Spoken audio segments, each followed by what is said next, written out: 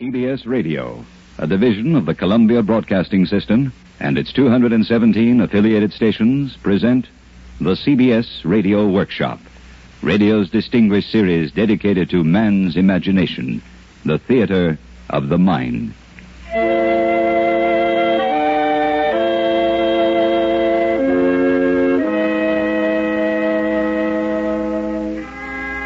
Tonight, from Hollywood, Season of Disbelief and Hail and Farewell, adapted and directed by Anthony Ellis. Two unusual and provocative character studies by one of America's most original authors, Ray Bradbury. Ladies and gentlemen, Mr. Bradbury. It has always seemed to me that life, to all of us, is an endless coil of rope playing through our hands every moment of every hour of the day.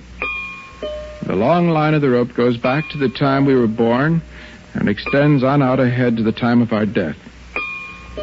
In between lies the eternal now, the flickering moments when each of us must play the rope as best we can, without burning our fingers, snarling the coils, or breaking the line. This is a study of one woman and her rope. Season of Disbelief.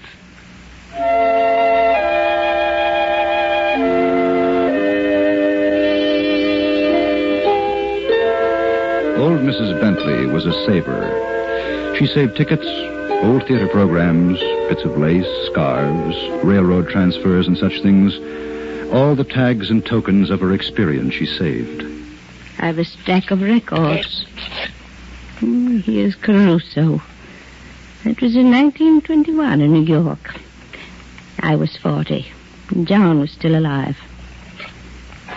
Here's June moon. 1929, I think, right after John died. That was the huge regret of her life, in a way.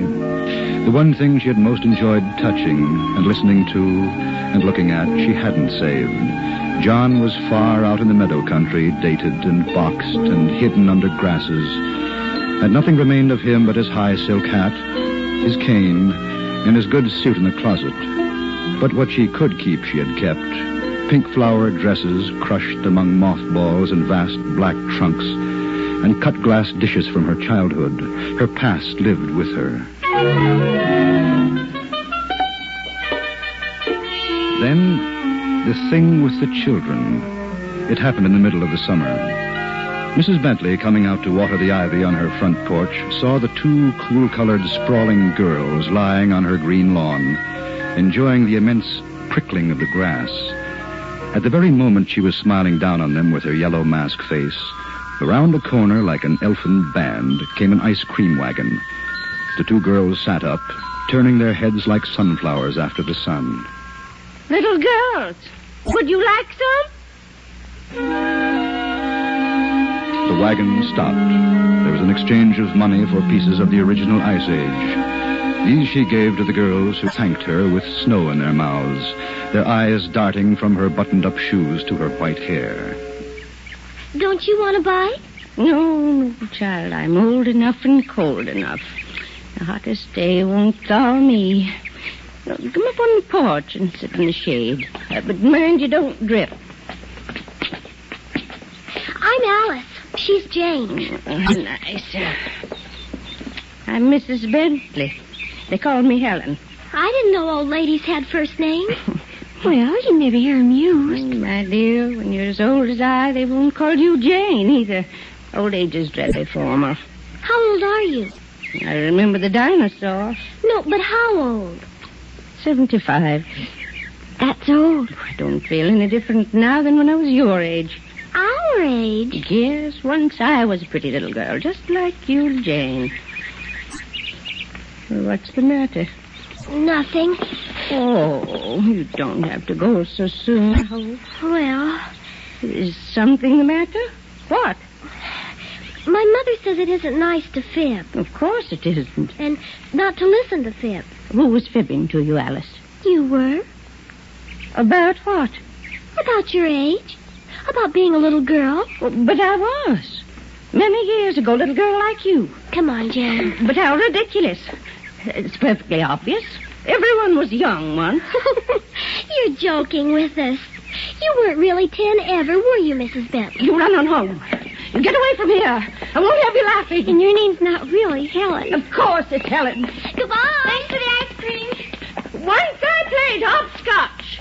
You hear me? I did. The idea. No one ever doubted I was a girl before. What a silly, horrible thing to do. I don't mind being old. Not really. But I do resent having my childhood taken away from me.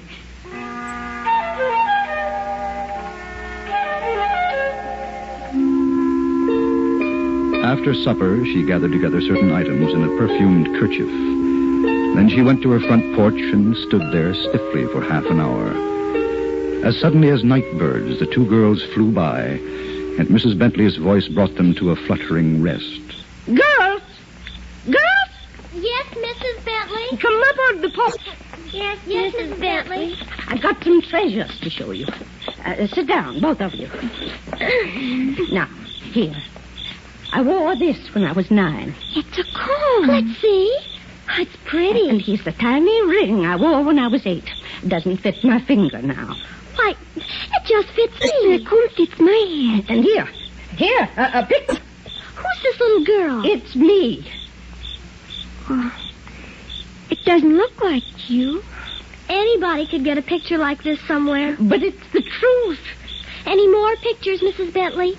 Of you later? You got a picture of you at 15? And one at 20? One at 40? 50? Oh, nonsense. I don't have to show you anything. And we don't have to believe you. But this picture proves I was young. That's some other little girl like us. You borrowed it. I was married. Where's Mr. Bentley? He's been gone a long time. If he were here, he'd tell you how young and pretty I was when I was 22. But he's not here, and he can't tell. I have a marriage certificate. You could have borrowed it. The only way I'll believe you were ever young is if you have someone say they saw you when you were 10. Thousands of people saw me, but they're dead, you little fool. Dead or ill or gone away in other towns. I don't know a soul here. Just moved here a few years ago, so no one saw me young. Well, there you are. Nobody saw her. Listen, you must take these things on faith. Someday you'll be as old as I. People will say the same. Oh, no, they'll say those vultures were never hummingbirds. Those owls were never orioles. Those parrots were never bluebirds. One day you'll be like me. No, I won't. Or me. Oh, you wait and see. You, child, your mother. Haven't you noticed over the years a change? No, she's always the same. I guess we better go home. Thanks for the call. Fine. And thanks for the ring. It just fits. And the picture of the little girl. No, come back. You can't have those. They're mine. No, you stole them. They belong to some little girl. You stole them. No. Oh, come back. Oh, come back.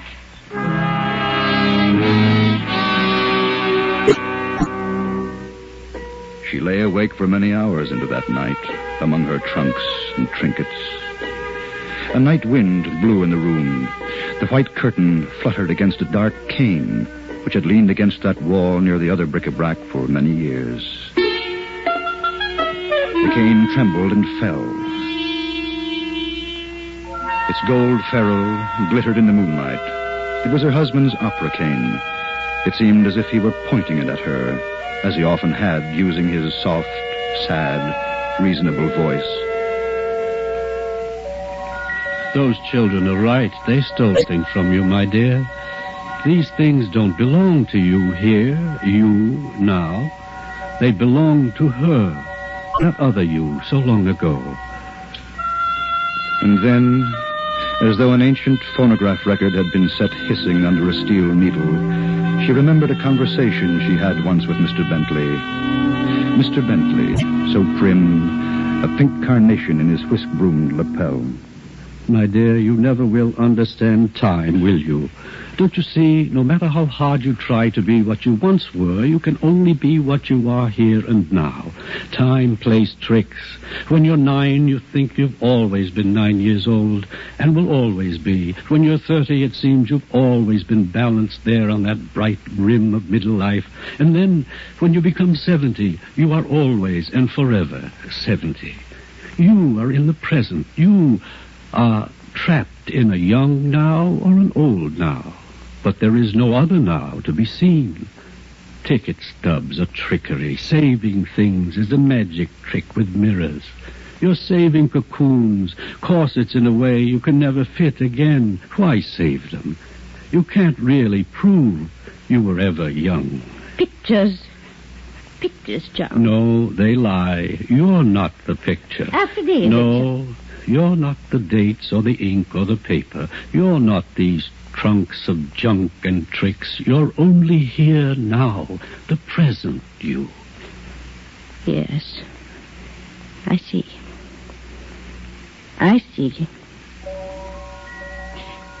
In the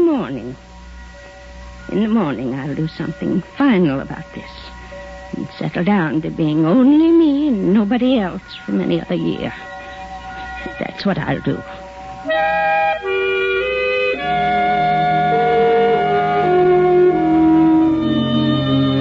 The morning was bright and green, and there at her door, like moths bumping softly on the screen, were the two girls. Got any more things to give us, Mrs. Bentley? More of the little girls' things? She led them down the hall to the library. Take this. The dress in which she had played the mandarin's daughter at 15. And this. And this. A kaleidoscope, a magnifying glass. Pick out anything you want. Books, skates, dolls, everything. They're yours. Ours? Only yours. And will you help me with a little work?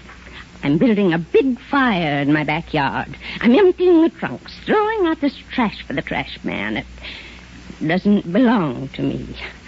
Nothing ever belongs to anybody. We'll help you, Mrs. Bentley. It'll be fun.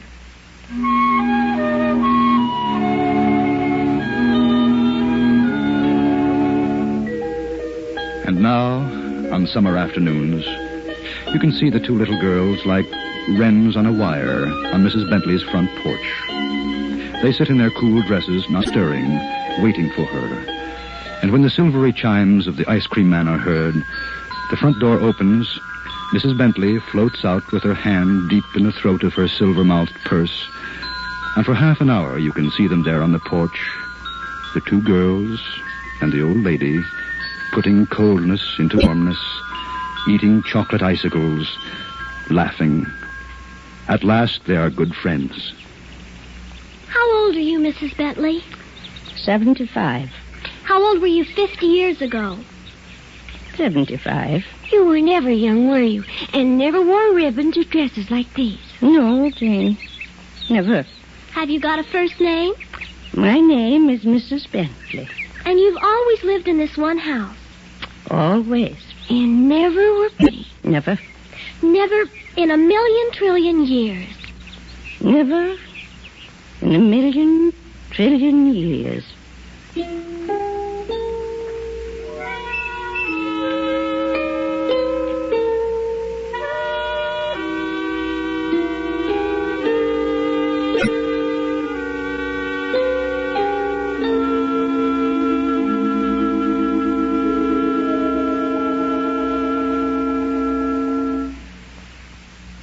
Presenting now the second of our duo, and Mr. Ray Bradbury. The rope of life hisses through our fingers.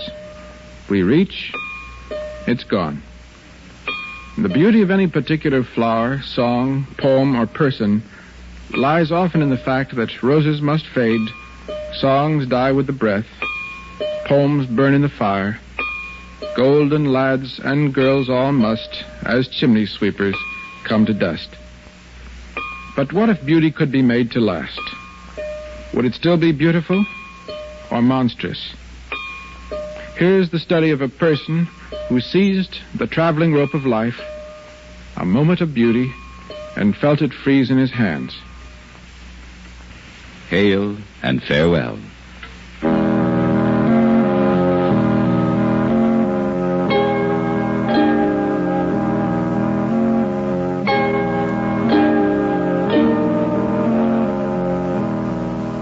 Going away. There was nothing else to do. The time was up, the clock had run out, and he was going very far away indeed. His suitcase was packed, shoes shined, hair brushed, it expressly washed behind his ears, and it remained only for him to go down the stairs, out the front door, and up the street to the small town station where the train would make a stop for him alone. Then Fox Hill, Illinois would be left far off in his past. And he would go on, perhaps to Iowa, perhaps to Kansas, perhaps even to California. Willie? Yes. Almost time. All right. I'll be down. In the mirror on his dresser, he saw a face made of June dandelions and July apples and warm summer morning milk. There, as always, was his look of the angel and the innocent, which might never in the years of his life change. He picked up his valise, looked once more around his room, and went downstairs. Here I am. You can't really be leaving us, Willie. People are beginning to talk. I've been here 3 years now, but when people begin to talk, I know it's time to put on my shoes and buy a railroad ticket. It's all so strange. I just don't understand. It's so sudden. We'll miss you, Willie. We'll miss you very much. I'll write you every Christmas. It's been a great pleasure, satisfaction. It's a shame it had to stop. Shame that you had to tell us about yourself. An awful shame you can't stay on. You're the nicest folks I ever had. Oh, Willie. Willie. It's not easy to go. You get used to things. You want to stay. But it doesn't work. I tried to stay on once after people began to suspect. How horrible, people said. All these years playing with our innocent children, they said. And us not guessing. Awful. And I finally had to leave town one night. It's not easy. You know darn well how much I love both of you. Thanks for 3 swell years. Well...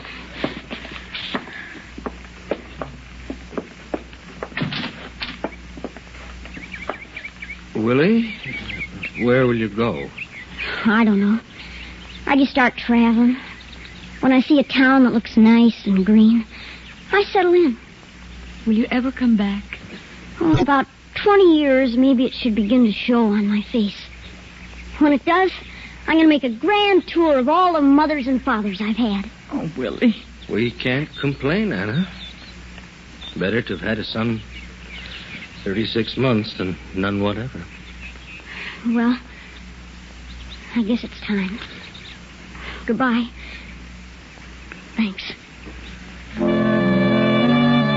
Willie kissed Anna quickly, touched Steve's hand, seized his luggage, and was gone up the street in the green noon light under the trees, not looking back. A small boy, 12 years old, with a birth certificate in his valise to show that he had been born 43 years ago.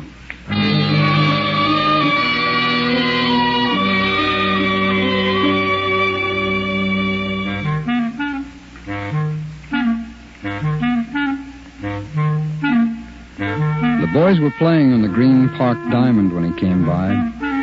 He stood a little while among the oak tree shadows, watching them hurl the white, snowy baseball into the warm summer air. The boys' voices yelled, and the ball lit on the path near Willie. Gonna visit a cousin of mine for a few days. Huh? You guys just throwing the ball around, huh? Yeah. You taking the train alone, Willie? Yeah. Boy, that's neat. Hey, how about a couple of throws? I got a little time. Sure, I guess so. Willie dropped his bag and ran back. The white baseball was already up in the sun and plunging down to him. And away again to their white figures, up in the sun again, rushing, life coming and going in a pattern. He thought of the last 3 years, now spent to the penny, and the 5 years before that, and so on down the line. The baseball flying here, there.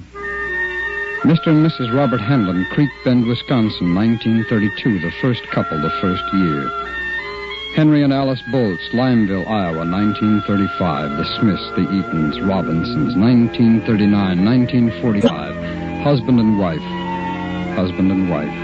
No children, no children, no children. A knock on this door, a knock on that. Pardon me. My name is William. I wonder if I could... A sandwich? Come in. Come in and sit down. Where are you from, son? The sandwich, a tall glass of cold milk, the smiling, the nodding, the comfortable, leisurely talking. Now, son, you look like you've been traveling. You run off from somewhere. No. Are you an orphan? We always wanted kids. It worked out. Never knew why, one of those things. Well, getting late, son. Don't you think you better hit for home?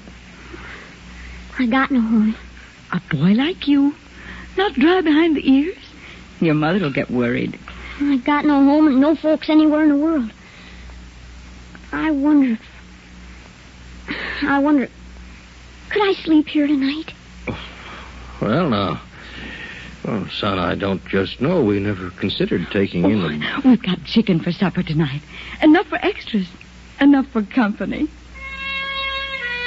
The voices and the faces and the people and always the same first conversations. The years turning, flying away. The voice of Emily Robinson in a rocking chair in summer night darkness. The last night he stayed with her. The night she discovered his secret. Her voice saying... I look at all the little children's faces going by, and I sometimes think, what a shame. What a shame that all these flowers have to be cut. All these bright fires have to be put out. What a shame all these have to get tall and unsightly and wrinkle and turn gray or get bald and finally all bone and wheeze be dead and buried off away. When I hear them laugh, I can't believe they'll ever go the road I'm going. They're so eager for everything. I guess that's what I miss most in older folks. The eagerness gone, 9 times out of 10. The freshness gone. So much of the drive and life down the drain. I like to watch school let out each day. It's like someone threw a bunch of flowers out of the school front doors. How does it feel, Willie? How does it feel to be young forever? Are you happy? Are you as fine as you seem? I worked with what I had. After my folks died, after I found I couldn't get man's work anywhere, I tried carnivals, but they only laughed. Son, they said, you're not a midget. And even if you are, you're a boy. We want midgets with midgets' faces. Sorry, son. What was I? A boy? I looked like a boy, sounded like a boy. So I might as well go on being a boy. What could I do? What job was there for me? And then one day I saw this man in a restaurant looking at another man's pictures of his kids. Sure wish I had kids, he said. Sure wish I had kids. And that instant, sitting there, I knew what my job would be for all the rest of my life. There was work for me, making lonely people happy, keeping myself busy, playing forever. I knew I had to play forever, deliver a few papers, run a few errands, mow a few lawns. All I had to do was to be a mother's son and a father's pride. But, Willie, didn't you ever get lonely? Didn't you want things that grown-ups wanted? I fought that out alone. I'm a boy, I told myself. I'll have to live in a boy's world, read boys' books, play boys' games, cut myself off from everything else. And I played it that way. Oh, it wasn't easy. There were times. But it's nice being a child for over 40 years. It's a living, as they say. And when you make other people happy, then you're almost happy, too. And anyway, in a few years now, I'll be in my second childhood. All the fevers will be out of me, and all the unfulfilled things. And most of the dreams. Then I can relax.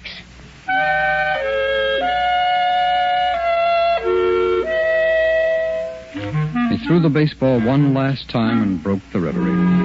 Then he was picking up his suitcase. The 2 boys stood beside him. They were embarrassed at his shaking hands with them. Oh, Willie. Means if you're going to China or something. Oh, that's right. It isn't. So long, Willie. See you next week. Yeah. So long, Sam. So long, Jamie. And he was walking off with his suitcase again, looking at the trees, going away from the boys and the street where he had lived. And as he turned the corner, a train whistle screamed and he began to run.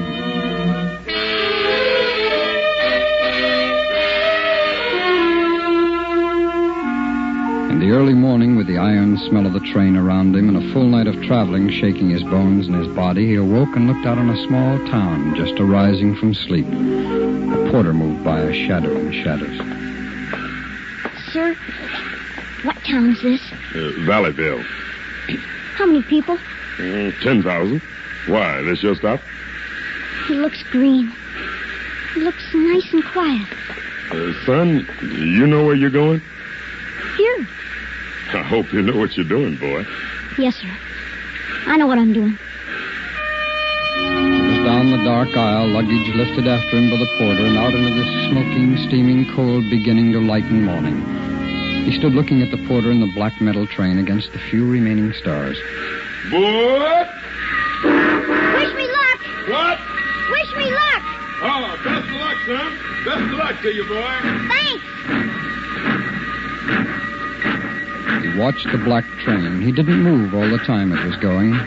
He stood quietly, a small boy, 12 years old again, on the worn wooden platform, and only after 3 entire minutes, until the train was completely gone away and out of sight, did he come at last to face the empty streets below. Then, as the sun was rising, he began to walk very fast so as to keep warm down into the new town.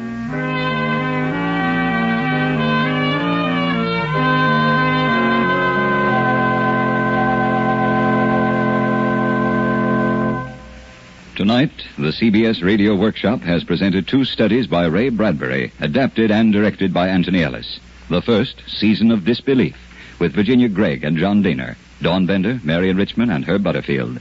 The second, Hail and Farewell, with Richard Beals, Stacey Harris, Vivi Janis, Lawrence Dobkin, Paula Winslow, Roy Glenn, Billy Chapin, and Peggy Weber. We wish to thank Mr. Bradbury for being our special guest. Original music for tonight's program was composed and conducted by Jerry Goldsmith. The CBS Radio Workshop is produced by William Frug. This is Hugh Douglas inviting you to join us again next week when we present the eminent Shakespearean teacher, Dr. Frank C. Baxter, Professor of English at the University of Southern California, and Mr. William Shakespeare, noted author, who will be our special guests. Presented on the CBS Radio Workshop. On Sunday, over most of these same stations, the New York Philharmonic Symphony will be heard in another exciting concert conducted by Dmitri Mitropoulos. This weekend, the noted Polish pianist Witold Malkoczynski will be heard as soloist.